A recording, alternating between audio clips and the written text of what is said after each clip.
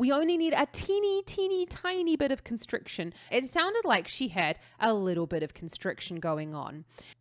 I find it interesting. Kia ora and welcome back. My name's Zoe Stebe, your vocal coach for today. And in today's video, I'm going to take a look at Miley Cyrus singing Golden G-String, and she's doing it at the Tiny Desk concert.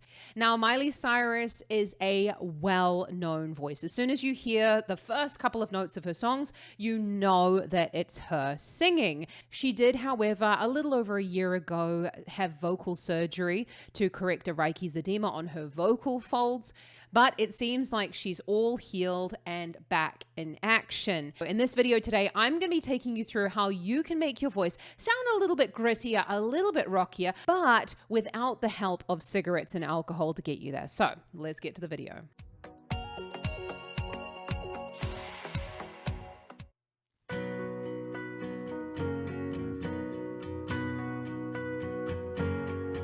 I woke up in Montecito.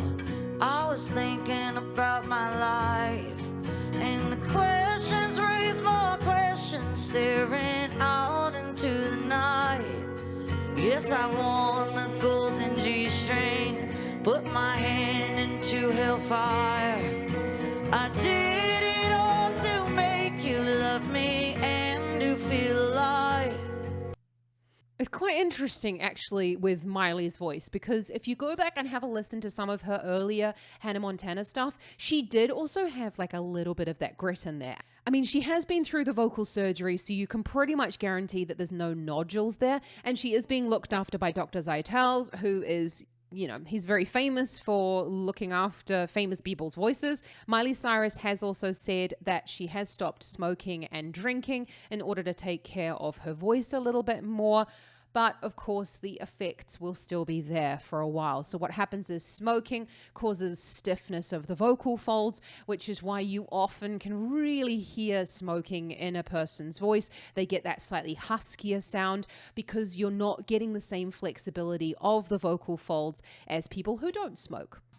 Oh, that's just the world that we're living in. The old boys hold all the cards and they ain't playing dead.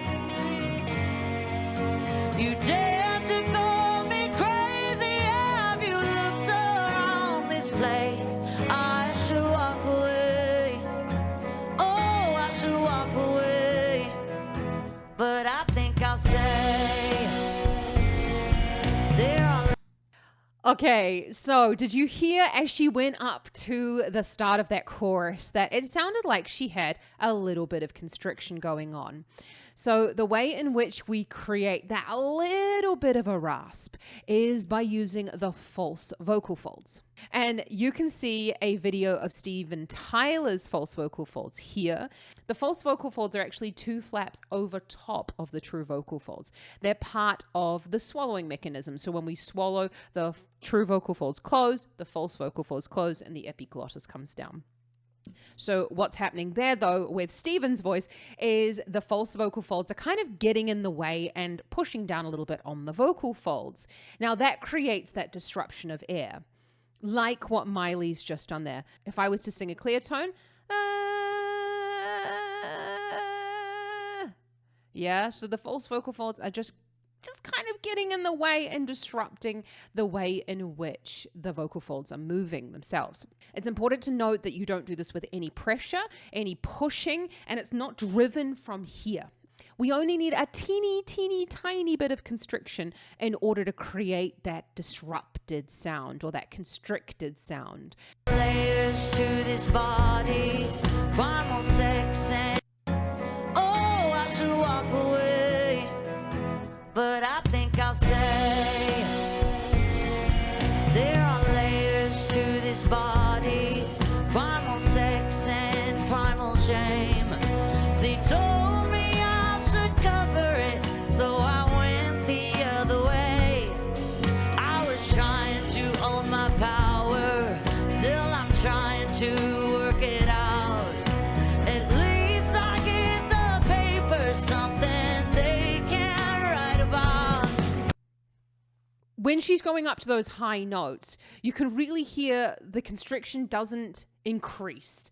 So she's not going and pushing even, she's not driving at the sound as she's going up those high notes. It's important when you're practicing constriction that you're keeping it even throughout the range, because as we go higher, the airflow increases, and we're going to want to increase pressure of the false vocal folds on those true vocal folds. But it's really important to think about it as being low levels of constriction. But let's keep watching Miley. Oh, that's just the world that we're living in.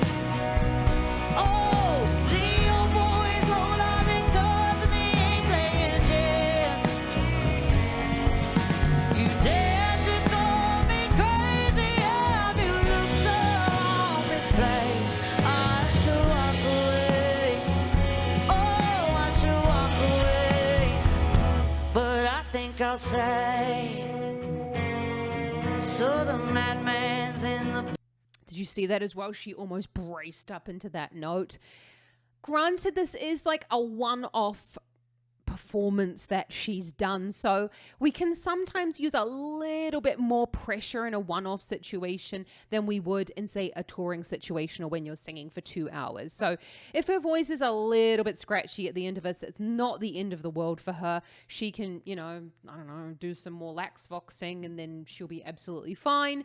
But if she was to sing like this maybe for a 2-hour show, I don't know. I've actually never been to a Miley Cyrus concert, but maybe you can tell me. Let me know down in the comments. Have you been to a concert of hers, and does she sing like this for the whole 2 hours? And how did you find her voice at the end? Did you even pay attention to how her voice sounded at the end? Because that's something that I love to think about when I'm listening to singers at concerts. I think, what's the quality of their voice at the beginning? And then what's the quality of their voice at the end?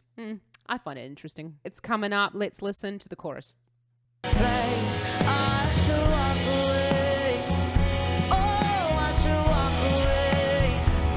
But I think I'll stay. So the madman's in the big chair, and his heart's an iron vault. He says, if you can't make ends meet, honey, it must be your fault. We all focus on the winners and get blinded by their shine. Maybe caring for each other's just to 1969. Oh, that's just the world that we're living in. Oh, the old boys hold all their guns and they ain't playing gin. You dare to call me crazy, have you looked around this place? I should walk away. Oh, I should walk away. But I think I'll stay.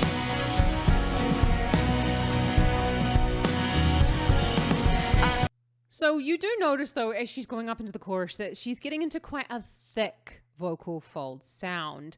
That's absolutely fine. Miley is doing this under the supervision of her trainer, of her ENT. She's got people watching. She's got people listening. She knows how to look after her voice. She's been doing this for a really long time. It's her moneymaker. And I don't want to encourage you to constrict on a thick vocal fold just yet. It's important that you are able to switch between that constricted sound and clear tone at the drop of a hat, so that you can always go back to clear tone if you need to. Just remember, constriction is an effect, and an effect is what we put onto the voice. It's not something that causes the sound that we're singing with. I'm not actually 100% sure that Miley Cyrus can sing in clear tone. I'm sure she does it in her vocal lessons and things like that. I'd be really interested to see a video of her singing completely clearly without any scratch. But as Miley Cyrus has said in a number of interviews, she was quite a heavy smoker, and she said that with the smoking came the drinking as well. So all of that will have an effect on the pliability of the vocal folds. But I don't know, maybe I can do a video about how you can bring constriction and a little bit more scratch into your singing. But if you want to see something like that, then give this video a big thumbs up and consider hitting that subscribe button, because, that's the way that you can vote. I would love to bring out more technique videos, but I obviously only want to make the videos that you guys want to watch. So let's enjoy the last bit of Miley Cyrus's song. I should walk away. Oh, I should walk away. But I think I'll stay.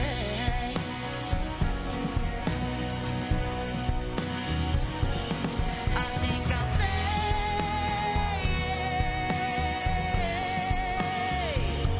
I can't walk away.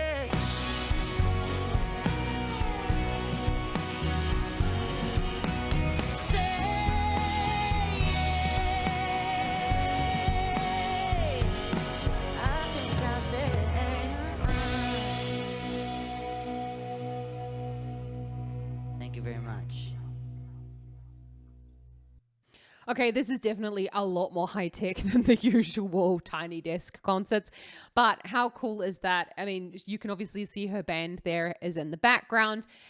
And you did see kind of at that moment, it did sort of seem like she was building up a little bit of pressure, but she's the ultimate performer. What we want to do is always make it easy for the vocal folds. So working at most comfortable vocal effort here at the level of the vocal folds, using those larger muscles of the back and the pecs in order to support the sound or stabilize the sound is kind of how I prefer to say it. And then you have to kind of put the performance on top again sometimes. So you don't want to make it look too easy. Otherwise it gets a bit boring to watch someone, you know, just go, oh yeah, this is like what I do every single day. I'm sure that Miley Cyrus could sing this song standing on her head. She also wrote it. It's an awesome performance. And I'm so glad, Miley, that you are on the other side of your voice operation. And I'm glad to see that it obviously went really, really well. Now, what do you think of Miley Cyrus? What do you think of this performance? I don't know. Let me know down in the comments because I'd love to hear if you want to see more of Miley's performances. So if you've enjoyed this video, then don't forget to give it a big thumbs up and consider hitting that subscribe button because I bring out videos just like this one every single week. Well, actually, I bring out more like 3 and I really want to bring out more technique videos though. So if you're interested in learning more about vocal technique, then check out the description below because I've just opened my Discord server. I really want to chat with you guys about what you want to learn, voice technique and all that sort of stuff. So come and join me over on Discord. I'm a newbie though. I'm a newbie, so, you know, bear with me. I might not know about all the hashtags and stuff, so I might need to be schooled a little bit on it. But I can't wait to see you there. We can chat about the voice and have an awesome rest of your day, everybody. Ka kite anō.